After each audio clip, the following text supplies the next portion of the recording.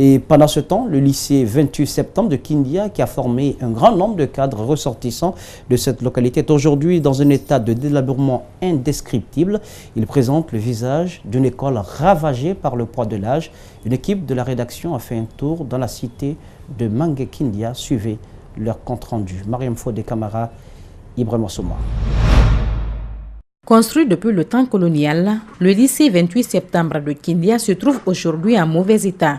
Les salles de classe ne sont pas à recevoir des élèves. Les portes et les fenêtres ont volé en éclats depuis longtemps. Pourtant, cet établissement a formé beaucoup de cadres de cette région. Les encadreurs de cet établissement travaillent dans des conditions pénibles. Depuis longtemps, nous sommes dans cet état. Ça n'a pas commencé aujourd'hui.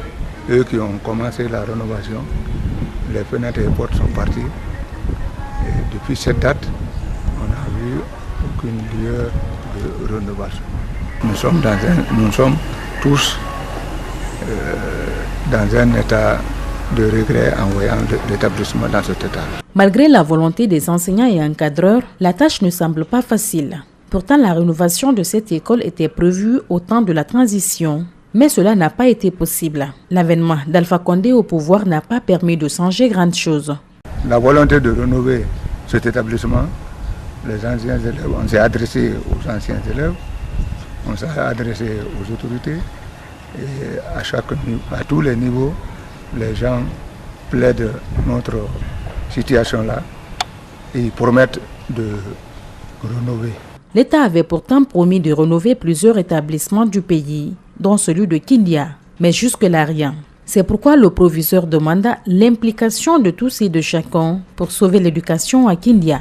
Notre appel à l'endroit des hommes de bonne volonté et à l'endroit des anciens élèves qui ont promis de nous venir en aide, c'est de leur dire que bientôt nous aurons dans les bras les enfants. Et que tout le monde s'élève et vienne faire un peu.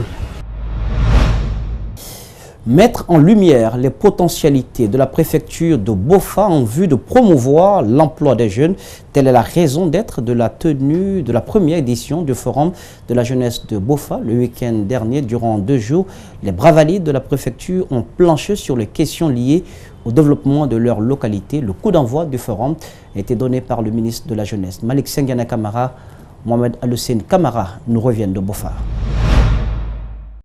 La salle de la maison des jeunes de Bofa a fait son plein. Jeunes résidents et ressortissants de la localité, tous mobilisés derrière le GDF pour réussir le forum.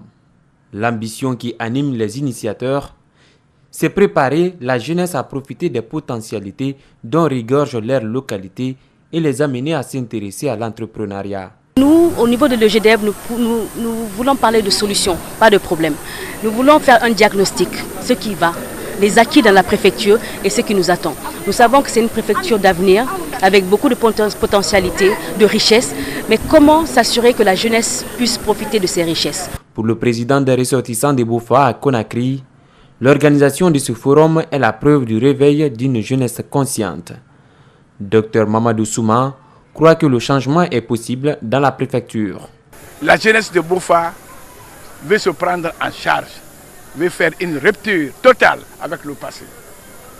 Et en cela, nous avons l'espoir par rapport à l'amélioration des conditions de vie et au changement de la physionomie de la préfecture de Bofa. Les jeunes résidents étaient massivement mobilisés autour des organisateurs. Mais derrière cet engouement, certains n'ont pas manqué d'exprimer ce qu'ils attendent du forum. Nous attendons que ce que nous avons eu ce que nous aborderons durant les 2 jours, que ça soit bien suivi et que ça soit bien salutaire. Après ce forum, la jeunesse de Bofa a de l'emploi pour que ça bouge à Bofa. Le ministre de la Jeunesse, qui a donné le coup d'envoi de ce forum, a salué cette initiative. Mouktar Diallo a promis que son département tiendra compte de toutes les recommandations qui seront faites durant ces travaux. Cela, dit-il, pour faciliter l'insertion des jeunes.